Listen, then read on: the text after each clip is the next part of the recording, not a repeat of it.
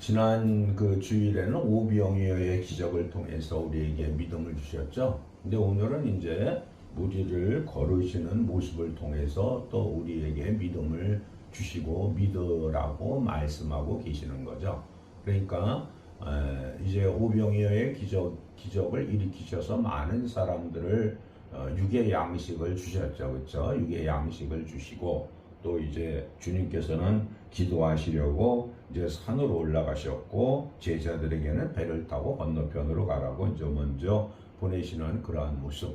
또 그래서 제자들이 이제 배를 타고 건너로 가고 있는데 뭐가 일어났다? 풍랑이 일어났다. 그래서 이제 배가 물속에 이제 그 침몰될 수 있을 그러한 위기에 이르는 그러한 풍랑이 일고 있었죠. 그래서 주님께서 이제 멀리서 이렇게 바다 보니까 육지에서 멀리 떨어져 있는데 풍랑에 몹시 시달리고 있었고 바람이 거슬러 불어왔다. 그래서 이제 주님께서 새벽에 기도를 마치시고 바다 위를 걸어서 이제 물 위를 걸어서 배로 가고 있었죠.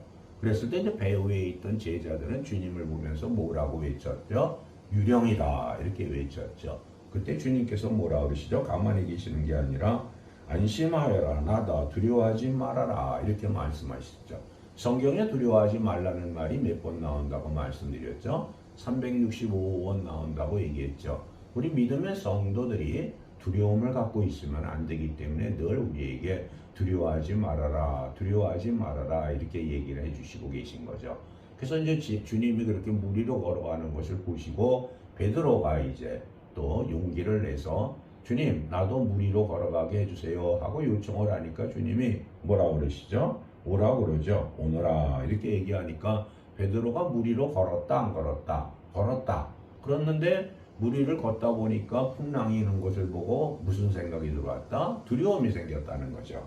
그래갖고 무서움에 사로잡혀서 물에 빠져 들어가게 되니까 이제 주님께 뭐라 그러죠? 베드로가 요청을 하죠. 주님 살려주십시오. 이렇게 이제 요청을 하니까 주님이 손을 내밀어서 빠져가는 베드로를 구하시면서 뭐라고 그러시죠? 베드로님이 믿음이 적은 사람아 왜 의심하느냐 이렇게 이야기를 하고 이제 베드로와 함께 배 위에 오르시니까 그곳에 모인 제자들이 뭐라고 신앙 고백을 하죠?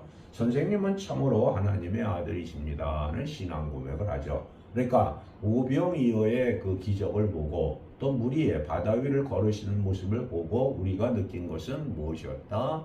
아, 이분은 정말 하나님의 아들이었구나 하고 느꼈다. 그래서 신앙 고백을 그렇게 했다 하고 이제 복음이 우리에게 오늘도 말씀하고 계시고 우리에게 또 믿음의 얘기를 하는 거죠. 그럼 우리는 과연 예수님을 믿으면서 예수님이 오병이어의 기적을 행했고 또 물 위로 걸으시는 것을 우리가 직접 본 것은 아니죠. 그렇죠? 성경 말씀을 통해서 우리는 알 수 있는 것이고 또 성경 말씀을 통해서 이런 말씀을 들었기 때문에 우리가 주님이 하시는 일을 따라할 수 있기 때문에 우리도 오병이어의 기적을 행해야 된다 안 행해야 된다 행해야 된다. 또 물 위로 걸을 수 있다 없다 우리가 또 물 위를 걸을 수 있다 하는 그러한 뭐가 있어야 돼요? 믿음이 있어야 되는 거죠. 오늘은 믿음에 대한 얘기와 의심에 대한 얘기를 하고 계신 것이죠.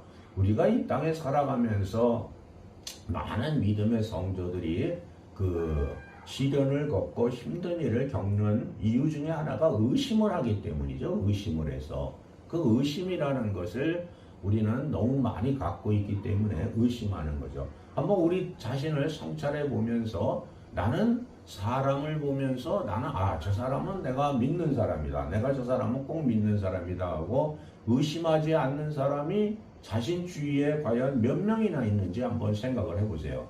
내가 살아가면서 내 주위에 있는 가족, 내 주위에 있는 형제자매, 내 주위에 있는 친족, 아니면 내가 다니는 직장 속에서 있는 동료들을 보면서 나는 의심하지 않고 믿고 있는가를 한번 돌아다 보면 아마 자신이 의심하지 않고 믿고 있는 사람이 없을 수도 있어요. 하나도.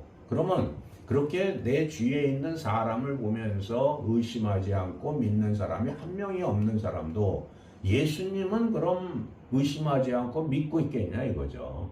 눈에 내가 보이는 사람들, 내 체험할 수 있는 사람들을 보면서도 의심하고 믿음이 없는데 과연 우리 안에 계신 예수님을 바라다보면서 나는 예수님을 100% 믿습니다. 의심하지 않고 하는 신앙 고백을 할 수 있는가를 한번 스스로 성찰해 보면 되는 거죠.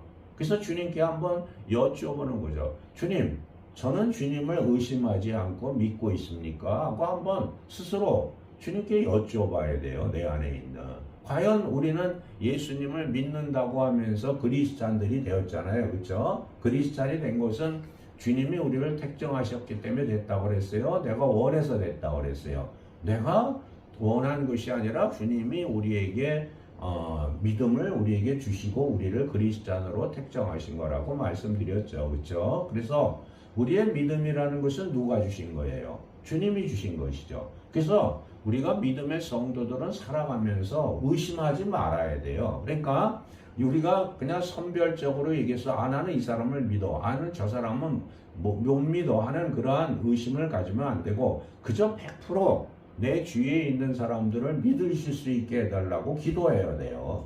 우리가 이 의심 때문에 믿음이 없기 때문에 우리가 늘 방황하게 되고 우리가 늘 갈등하게 되는 거거든요. 그래서 주님께 기도할 때도 주님, 제가 많은 사람을 의심하고 있고 믿음이 없습니다. 용서해 주시고 내 주위에 있는 모든 사람들을 믿게 해주세요. 선별해서 내가 스스로 선별해서 이 사람은 믿고 저 사람은 안 믿고 저 사람은 의심하고 저 사람은 의심하지 않고 하는 그러한 삶을 살아서는 안 돼요. 그죠? 나를 만나는 사람들, 나를 보는 사람들은 내가 다 의심하지 말고 믿어야 되는 거죠.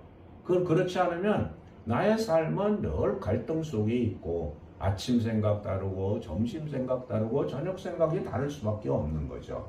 그래서 내 삶이 온전해지고 주님 앞에 순종할 수 있으려면은 오늘 로마서에서 말씀하고 있죠. 뭐라고 말씀하죠? 로마서 그러므로 믿음은 들음에서 생기고 들음은 그리스도를 전하는 말씀 속에서 비롯됩니다. 이렇게 얘기하고 있잖아요.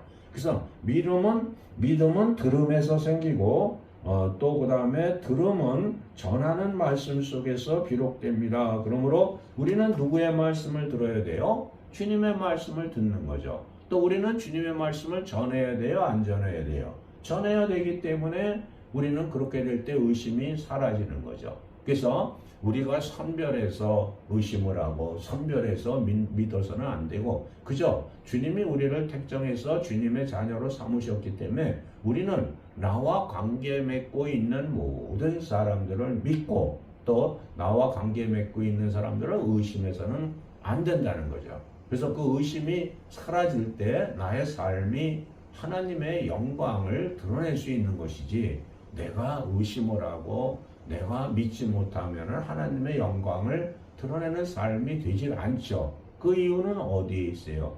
예수님이 무리를 걸어올 때 제자들이 바라다 보면서 뭐라고 했죠? 오, 주님이시다 이렇게 얘기 못하고 유령이다 이렇게 얘기하셨잖아요. 그렇게 우리가 신앙 고백을 할 때 주님은 나다 걱정하지 말아라 하고 답해 주시잖아요. 그래서 여러분들도 여러분들이 만나시는 모든 분들, 여러분들이 기억하는 분들, 또 자신 주위에 있는 모든 분들을 믿으셔야 돼요. 그 믿음이 안 된다면 주님께 고백하는 거예요.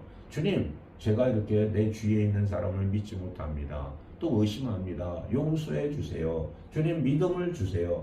제가 주님을 믿는다고 신앙 고백을 해도 이렇게 내 주위에 있는 내 눈으로 보고 내가 만질 수 있는 사람을 믿지 못하는데 어떻게 주님을 믿는다고 신앙 고백을 할 수 있겠습니까? 하고 주님께 기도하면 주님이 우리에게 믿음을 주시죠. 그래서 그러한 굳센 믿음을 갖고 이 땅에 살아가시면서 어느 곳에 있든 무엇을 하든 내가 믿음만 갖고 있고 의심하지 않는다면 아주 하늘의 뜻을 땅에 이루어가는 그러한 하나님께 큰 영광을 드리는 삶을 살게 되신다는 것을 믿으셔서 오늘 이 시간부터는 내 주위에 있는 자신의 주위에 있는 모든 이들을 믿고 의심하지 않는 그러한 하늘 시민으로 살아가시길 주님의 이름으로 축원드립니다. 아멘.